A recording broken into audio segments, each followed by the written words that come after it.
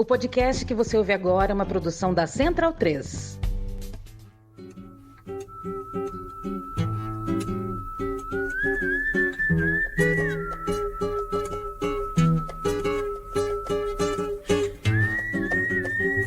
Salve, salve! Muito bem-vinda a mais uma edição do Central Cine Brasil, programa de número 231 do nosso encontro semanal em podcast para tratar do cinema brasileiro. Hoje, falando com Cavi Borges, figura onipresente do cinema nacional, diretor, produtor, distribuidor, agitador da cena do cinema independente brasileiro, que está em tempo de comemoração, porque de 18 a 24 de julho, a partir dessa quinta-feira, portanto, no Estação Net Rio, em Botafogo, aqui no Rio de Janeiro, a gente tem uma mostra em celebração dos 27 anos da K-Video, exibição de curtas, longas, novos filmes, instalações, exposições, videoarte. Destaque, por exemplo, para a pré-estreia do documentário Bambuá, do Cavi Borges, em parceria com a Beth Martins, fechando o festival lá no dia 24. São 13 videoartes, 6 curtas, 3 episódios de uma série inédita, 3 longas, mais essa pré-estreia, tudo diariamente nas noites da Sala 2 no Net Rio. Eu sou Paulo Júnior, então bato esse papo com Cavi Borges para falar um pouco do cinema brasileiro, da produção do Cavi e também dessas quase 3 décadas da K-Video. Tudo bem, Cavi? Como vai? Tudo bem, bom dia. Obrigado aí pelo convite. Eu que agradeço por tudo aí. Uma honra poder participar desse podcast. Então, estamos aí preparando aí a nossa festa, que vai começar. E muitos filmes aí, muitos pré-estreias, muitos convidados, muito cinema, na verdade, né? Resumindo. Cavi, muita gente que nos escuta te conhece, sabe da sua trajetória, mas eu vou te pedir aqui um desafio, queria que você tentasse resumir para a gente a história da K-Video, uma pequena linha do tempo, como que aquele sonho de ter uma locadora, de trabalhar com cinema, chega nesses 27 anos, nessa quantidade de material que você tem. É muito maluco pensar que numa celebração, num aniversário, você tem tanta coisa inédita para mostrar, né? Não é uma retrospectiva do seu trabalho, não. É trabalho novo saindo do forno. Conta um pouco aí, talvez, para quem não conhece tanto a K-Video e a trajetória desse trabalho todo, como que você chega nesses quase 30 anos aí? Então, a K-Video, ela começa como uma locadora de filmes, né? A gente inaugurou em 97. Eu era atleta de judô profissional, sofri um acidente, ia para as Olimpíadas, e aí, sem poder ir, resolvi abrir uma locadora, ia ser uma locadora de filmes de luta, acabou sendo uma locadora de filmes de arte, filmes brasileiros, curta, documentário. E aí, passado 27 anos aí, a K-Video também virou uma produtora de cinema, também virou uma distribuidora, também trabalhamos com exibição, estamos aqui no Cinema do Estação. Então a K-Video hoje em dia é um polo, assim, eu chamo de quase um espaço cultural, assim, onde o pessoal que gosta de cinema se encontra, e desses encontros nascem amizades, nascem filmes, nascem séries, nascem videoarte, nascem eventos, cineclubes. Se for fazer uma retrospectiva rápida, aí a K-Video produziu já mais de 350 obras audiovisuais, entre curtas, médias, longas, webséries, videoclipe, videoarte, websérie. A gente já fez mais de 900 mostras de filmes, cineclubes. A história da K-Video é muito grande, assim, quantidade, né? E coração também. E, na verdade, é um lugar onde a galera se encontra e dali surgem essas parcerias, né? Como a gente tem muito pouco dinheiro, a gente diz que quanto menos dinheiro a gente tem, mais parceiros a gente precisa ter para compensar isso. E a K-Video é isso, é a prova disso. A gente está comemorando 27 anos, tem quase 27 filmes aí novos, e tudo produção independente, produções, às vezes tem dinheiro, às vezes não tem, é tudo feito com muita amizade, é um time, né? Um grupo, é um coletivo, né? Pode ser talvez resumir a K-Video como um coletivo de artistas, cineastas, produtores, performers, pessoal de teatro, escritores, e aí estamos juntos fortalecendo, né? Juntos somos mais fortes, literalmente. E só para localizar, Cavi, para quem não é do Rio também, fala um pouco do espaço físico, dessa circulação no território, por onde começou a K-Video e que espaços que você tem conseguido ocupar ao longo desses anos. Então, a Cavide começa como uma loja pequenininha, ali na Cobal do Maitá, que é um centro gastronômico conhecido aqui na zona sul do Rio, lá que a gente começou a locadora. Do lado da locadora a gente abriu um cineclube no Espírito das Artes, que virou a nossa base durante muitos anos. Depois a gente teve, com a pandemia, a gente não conseguiu segurar a onda da grana, e a gente foi convidado para ocupar as Casas Casadas em Laranjeiras, onde é a sede da Rio Filme. Hoje a Cavide está lá, são 20 mil DVDs, 20 mil livros de cinema, tudo gratuito para o público. Lá também é a minha produtora, onde a gente faz os filmes, onde a gente se encontra. E também, pós-pandemia, o Cinema Estação me convidou para fazer uma espécie de ocupação artística aqui. Me deram uma livraria que tinha falido aqui, a gente montou um sebo, e também onde a gente faz as nossas exposições, e o Cinema Estação Net Rio, que fica aqui em Botafogo, o Net Botafogo, são 2 cinemas muito conhecidos aqui na zona sul do Rio, é a nossa segunda base, né? De manhã eu faço, de tarde eu faço Laranjeiras na Cavide, e de noite eu venho para a Estação movimentar com eventos, lançamento de livros, pré-estreias, festa, exposição, cineclube, e essa homenagem que vai ter a Cavide agora, dos 27 anos de comemoração, vai ser aqui no Estação Net Rio, onde a gente tem a nossa lojinha aqui. Eu estou até aqui agora montando uma exposição para amanhã, mostrando um pouco o nosso trabalho de videoarte e os nossos filmes de viagem. Pô, muito legal. E, Cavi, às vezes esse termo cinema independente ou baixo orçamento, às vezes ele é um pouco viciado, às vezes ele é um pouco genérico, né? Porque a gente tem trocentos níveis de cinemas independentes. Queria que você contasse um pouco a tua pegada de produção. Que exemplo que você poderia dar, de repente, de um longa muito pequeno que rodou legal, ou que acessos você já teve ao longo desse tempo para, de repente, fazer filmes mais caros? Queria te ouvir um pouco sobre qual que é o teu conceito, em que lugar que você está nessa ideia, que é muito ampla, né? E que às vezes a gente fala cinema independente, isso, né? O cinema independente americano é um cinema milionário para a gente, por exemplo, né? Então eu queria te ouvir um pouco sobre isso, o nível de investimento, de tempo de trabalho, como que você, digamos, organiza, coloca a sua produção dentro desse balaio? Então, esse termo de cinema independente nasce nos Estados Unidos de filmes feitos fora dos grandes estúdios, né? Fora da Warner, da Fox. Só que aqui no Brasil, todo mundo, se for pensar nesse termo, pensando nos Estados Unidos, todo mundo é independente no Brasil, porque aqui não tem grandes estúdios. Talvez o nosso grande estúdio seria a Rede Globo, né? Então tudo fora da Rede Globo seria independente. Mas aqui no Brasil essa conotação ganha um outro viés, né? Que seria o baixo orçamento, né? São filmes de baixíssimo orçamento que são produzidos através de vários caminhos, né? Através de crowdfunding, através de parcerias, através de dinheiro próprio, rifas, várias coisas que a Cavide é rei de fazer isso, né? E a gente tem filmes variados, né? A gente tem produções assim, por exemplo, nossos longas. Vou dar um exemplo assim, genérico. Assim, um longa de baixo orçamento hoje em dia no Brasil custa 3 milhões de reais. Um longa de baixo orçamento. Já foi hoje em dia 3. A Cavide faz os filmes com 100 mil reais, entendeu? Filmes que o pessoal faz com 1 milhão, a gente faz com 100 mil. Qual é o segredo? Na verdade, a gente tem muitos parceiros. Ao longo desses 27 anos, a gente desenvolveu muitas parcerias. Então, a gente consegue trabalhar com empresas que alugam equipamento, atores, finalizadoras, fazem preços muito abaixo do valor, porque a gente sempre faz uma troca, né? Eu ajudo eles me ajudam, e eu uso todos esses contatos que eu fui adquirindo, que eu fui construindo ao longo desses anos, para justamente na hora da produção conseguir fazer um filme menor, mais simples, menos dinheiro, né? Lógico que assim, não é qualquer filme que dá para fazer com 100 mil reais. São filmes específicos, filmes pequenos, filmes intimistas, que é um pouco a marca registrada da Cavide. O nosso maior orçamento, só para você ter uma noção, é o documentário Cidade de Deus, 10 anos depois, que hoje em dia está na Netflix, em 130 países, a gente gastou 250 mil reais. Parece muito dinheiro, mas para o cinema isso não é nada. Pensando que esse documentário num esquema normal custaria 1 milhão. A gente fez com 250 mil, entendeu? Mas foi isso, eu fiz crowdfunded, eu fiz festa para conseguir dinheiro, depois a gente conseguiu ganhar um editalzinho, mas a gente vai construindo de uma forma não convencional, digamos assim. O caminho normal de você produzir um filme é você ir atrás dos editais, ir atrás de distribuidoras que botam a grana no filme. A gente acaba que não consegue isso, então a gente cria o nosso próprio caminho.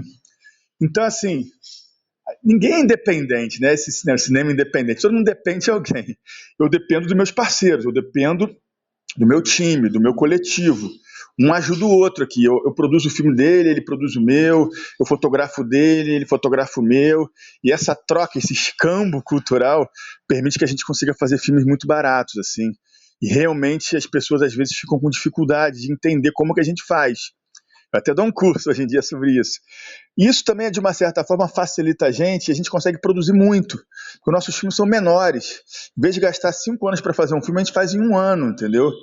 É um longa, né? Em vez de demorar 6 meses para fazer um curto, a gente faz em 1 mês.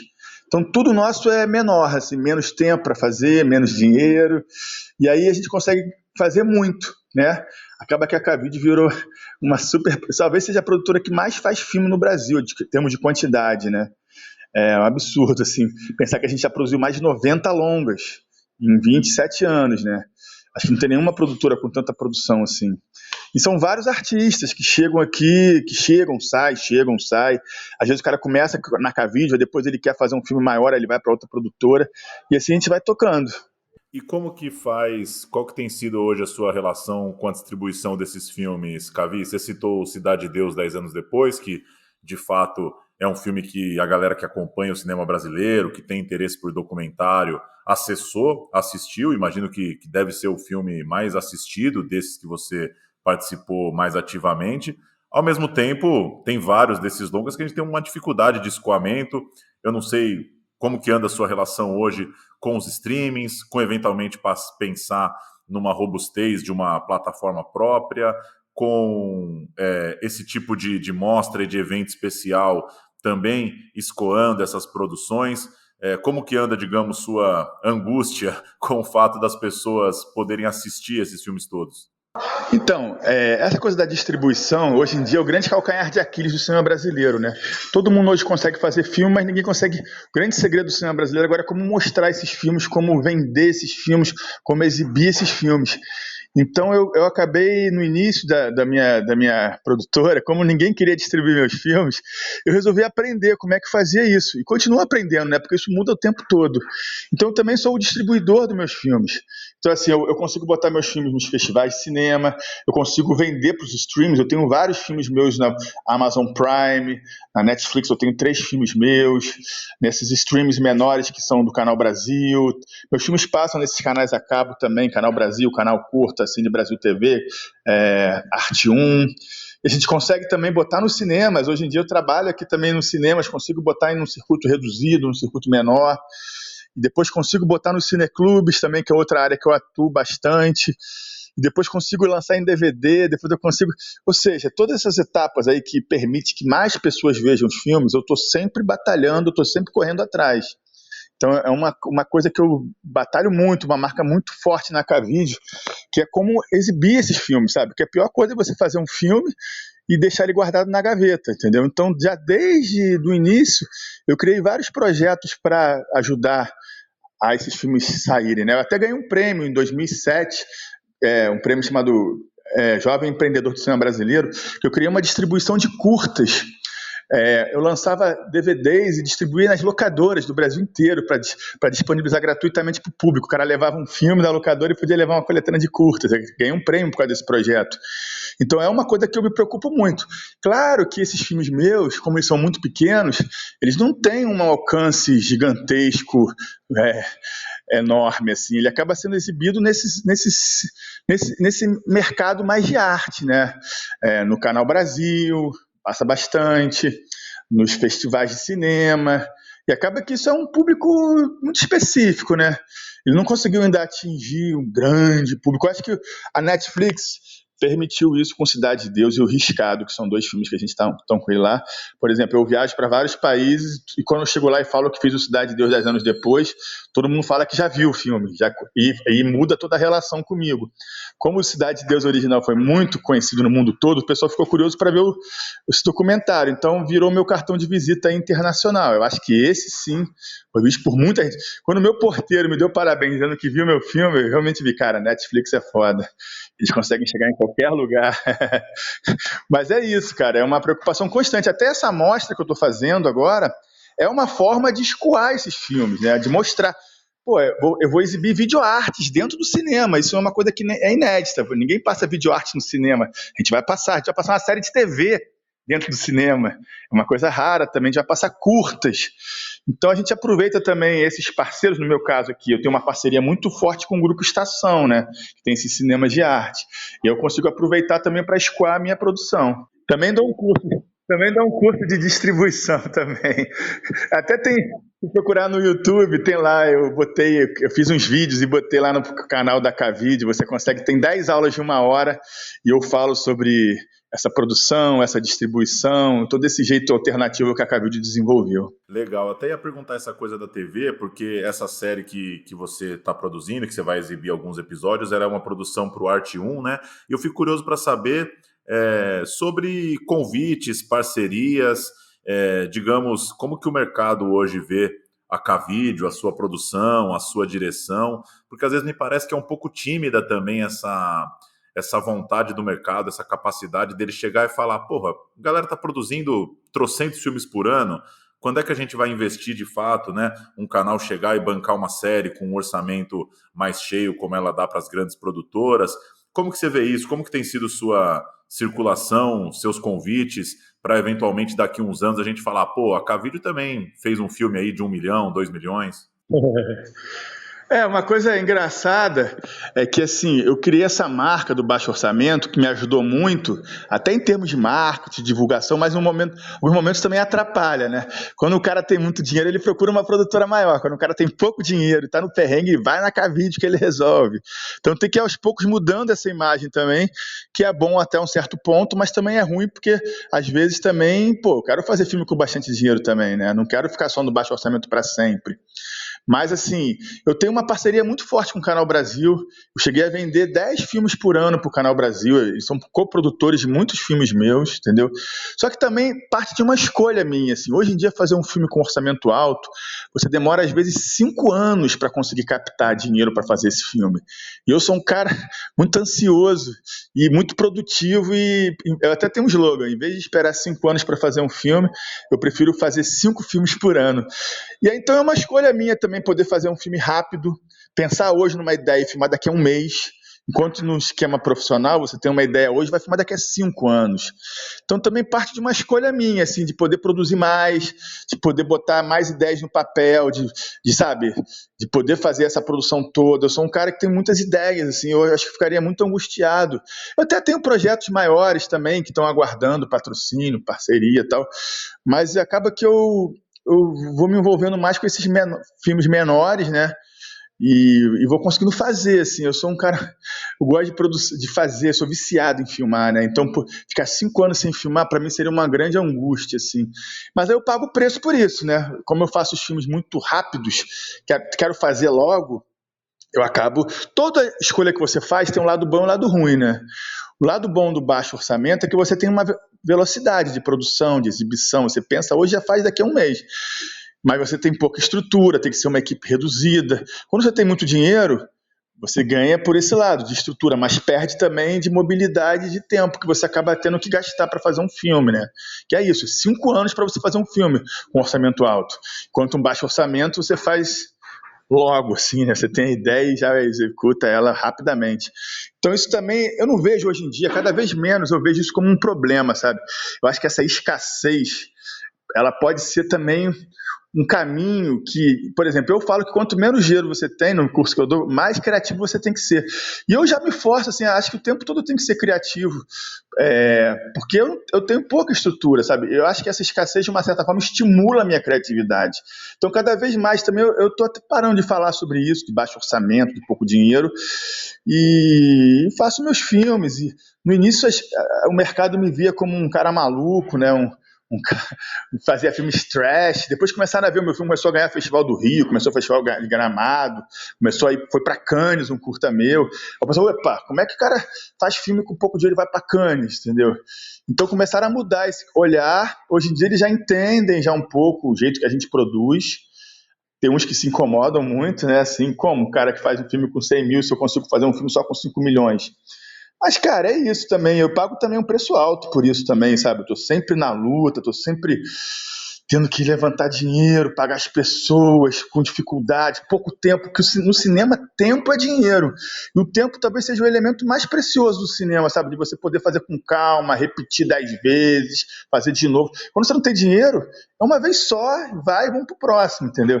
Isso é ruim. Às vezes funciona, às vezes não funciona. Mas, cara, é isso. De uma forma geral, eu acho que o baixo orçamento, não vejo mais como um problema, sabe? Lógico que eu quero pagar minhas contas, quero um alto orçamento, mas também, por exemplo, eu fiz um filme agora grande, eu fiz um filme agora com um orçamento de 4 milhões. Eu me incomodei muito, cara. Tinha uma equipe de 150 pessoas, das quais eu não conhecia nem a metade. Então, se você fazer um filme que você nem conhece as pessoas que você está trabalhando, sabe? Eu não gosto. As pessoas que estão trabalhando nem sabem do que se trata o filme. O cara está ali só para empurrar o carrinho, o outro só para mudar a lâmpada. Esse esquema profissional, industrial, talvez não seja muito meu estilo. Eu quero que todo mundo ali participe, todo mundo colabore, todo mundo dê opinião, todo mundo seja amigo. Esse esquema mais profissa não tem isso, entendeu? O que vale é o dinheiro. Então também é isso, assim, eu vejo... Isso também não vejo isso também hoje em dia como um problema mais, entendeu? E uma última pergunta dessa coisa mais estrutural, Cavi, você estava falando agora, eu estava até lembrando uma mesa que teve na última mostra de Tiradentes, debatendo exatamente isso, né, que os editais lançados para o cinema não necessariamente são políticas públicas, né? Política pública é uma parada, edital é outra coisa, né? Edital ele já parte do princípio de quem tem capacidade ali para conseguir se inscrever, se adequar aos critérios. E eu queria te ouvir um pouco sobre essa questão mais ampla, assim, de política pública. Se você acha, por exemplo, que é isso. Será que os editais de cinema pensados e lançados pela Ancine, por exemplo, eles dão conta de uma produção mais diversa, né? Como é que uma produtora vai ganhar um edital para fazer 5 curtas num ano? Esse edital não existe, né? Um edital de toma aí a grana e faz 3, 4, 5 curtas. Então, como casar essas duas coisas, né? Uma produção que ela não é exatamente essa industrial, com também, sentar, inscrever um projeto no edital que talvez não tenha a ver muito com o seu lance. Cara, eu, por exemplo, tenho uma dificuldade enorme de trabalhar com a Ancine, que a Ancine tem um grau tão grande de burocracia que eu não consigo dar conta. Eu tenho medo. Os 2 projetos que eu fiz com a Ancine, eu não consegui fazer a prestação de conta certa. Porque o cinema brasileiro hoje em dia virou uma grande burocracia. Entendeu? Então você precisa ter mais gente preenchendo papel do que gente fazendo arte efetivamente. Você gasta mais tempo respondendo respostas burocráticas para a Ancine do que fazendo o seu próprio filme. Assim, eu odeio isso. Eu sempre fico com medo de ter que devolver todo o dinheiro com juros e fechar minha produtora. Então, hoje os editais, cara, são, principalmente da Ancine, são muito burocráticos, exige uma estrutura assim de prestação de contas de uma equipe assim. Eu sou meio eu e mais 2, 3 pessoas aí para prestar contas. As grandes produtoras têm uma equipe de 20 pessoas só para responder a Ancine, entendeu?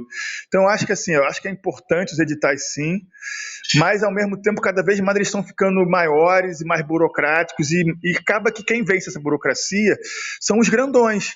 Então apesar dele oferecer o edital para todo mundo, quem ganha e consegue vencer isso são as produtoras grandes. Isso é democracia? Não sei. Essa burocratização, essa exigência de prestação de contas possibilita uma pequena produtora fazer um filme e ganhar um dinheiro da Ancine e fazer um filme? Talvez não, entendeu? Ela corre risco de ficar inadimplente e nunca mais poder operar no mercado de cinema. Então eu acho que tem que se pensar nisso também, entendeu? Desburocratizar, assim.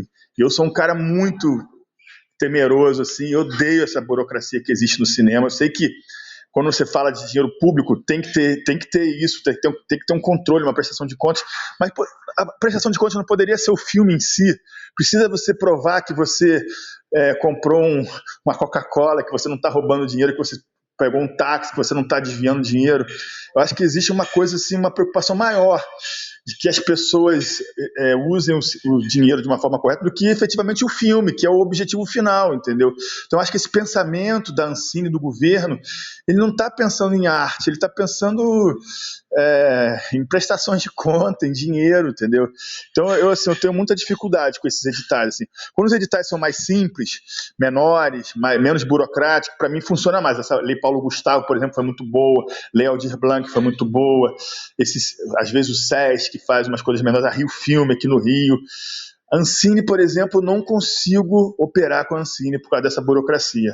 Então, assim, é fundamental que tenha editais, sim, é fundamental que tenha essa ajuda fundamental para o cinema ser diverso, para ajudar a galera de todo o Brasil poder fazer filme, não só a zona, não só o Rio e São Paulo, mas ao mesmo tempo tem que também pensar nessa forma de facilitar as pessoas a conseguirem chegar nesse dinheiro, entendeu? Porque é muito complicado, assim, muito difícil. Cavi, para a gente fechar, conta um pouco aí quem são seus diretores, suas diretoras do cinema brasileiro que você para ver um filme, que você fica esperando uma próxima estreia, sejam seus parceiros intelectuais, digamos, pessoas que você se identifica ali com a produção, ou seja, uma galera que você curte assistir também, que você fala, pô, vai estrear esse filme de fulano, esse não quero perder a estreia, tal. Dá umas dicas aí do que no meio do seu trabalho você consegue assistir, quem são as pessoas que você acompanha aí no Brasil? Então, eu sou um cara muito cinéfilo, então eu vejo tudo. Eu vou no Festival de Tiradentes, vejo todos os filmes, todos os debates. Aqui no cinema, tudo que é filme brasileiro eu vou ver também. Então, assim, eu adoro ver tudo, ver essa diversidade toda que está rolando, todos os tipos de pessoas fazendo filme. Hoje em dia, a Cavite trabalha muito com os extremos, assim, ou com um jovem diretor que está começando, ou com um diretor veterano que está há muito tempo sem filmar. Eu estou produzindo filmes com Walter Lima, produzi filme do Capovilla, do Sérgio Ricardo, Rui Guerra, estou trabalhando com ele aqui agora também, o Fontoura. São mestres, né, que para mim é um grande exemplo, é uma aula de cinema brasileiro. Mas também estou trabalhando com um jovem lá do Vidigal, da favela do Vidigal, o garoto que está começando, acabou de se formar na faculdade. Então, eu acho que eu gosto muito assim de ver um pouco o passado e ver também um pouco o futuro. Eu acho que uma coisa também está ligada à outra, né? Você conhecer o passado, você consegue criar um futuro melhor, né? A gente precisa conhecer o nosso cinema brasileiro, a gente tem que ver os filmes antigos, a gente tem que ver nossos clássicos, porque dali que a gente só existe porque teve o cinema novo, a gente só existe porque o Rui Guerra fez os Fuzis, entendeu? Acho que a gente está hoje fazendo cinema aqui por causa deles lá antes, entendeu? Então acho que é fundamental conhecer o cinema também clássico brasileiro, né? O Nelson Pereira dos Santos. A galera jovem não sabe nem quem é o Nelson Pereira, entendeu? A importância que ele teve no cinema brasileiro, entendeu? Apesar do pessoal falar muito do Glauber Rocha, mas tem Rui Guerra, tem Kaká, tem Fontoura, tem muitos diretores importantes aí que deram uma contribuição e a gente está aqui hoje fazendo filme por causa deles. Então poder homenagear eles, a gente vai homenagear também aqui amanhã, na sexta, a gente vai homenagear o Walter Lima, Helena Sober e a Eunice Gutmann. São duas pioneiras do cinema feminista no Brasil, fazer um filme nos anos 70, entendeu? Então acho que eu gosto muito disso também, assim, eu estou sempre aqui fazendo coisa com essa galera mais velha e muito aprendendo com eles também para poder fazer filmes melhores hoje.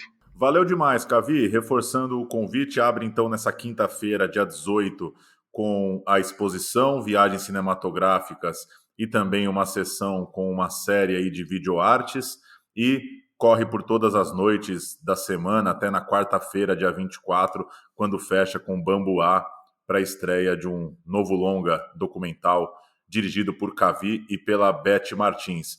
Cavi, boa montagem por aí, boa jornada nessas noites e vida longa para Cavídeo. Valeu, mestre. Obrigado aí pela força, pela divulgação. Conta sempre comigo aí. Abração.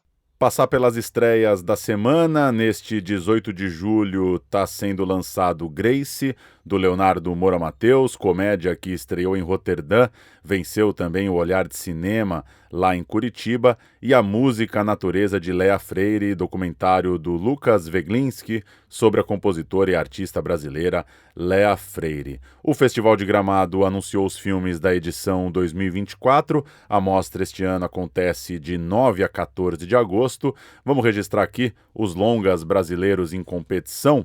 Pazárgada, do Rio de Janeiro, direção da Dira Paz, que traz uma ornitóloga solitária ali na casa dos seus 50 anos e que conhece um jovem guia durante sua pesquisa na floresta.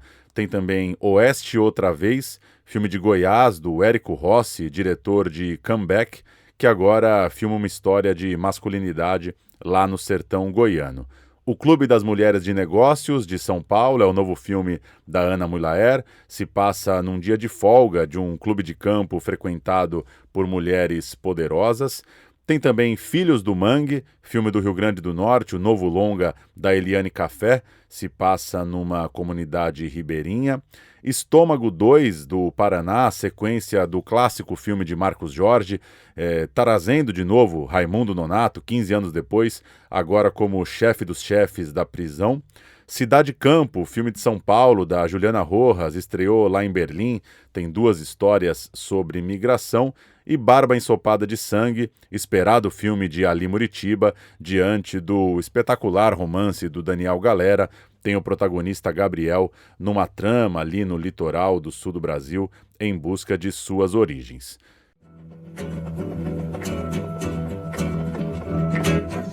Então é isso, Central Cine Brasil chega toda quinta-feira no seu tocador de podcasts, uma produção da Central 3, e a gente está no Instagram em Central Cine Brasil. Até a semana que vem, tchau!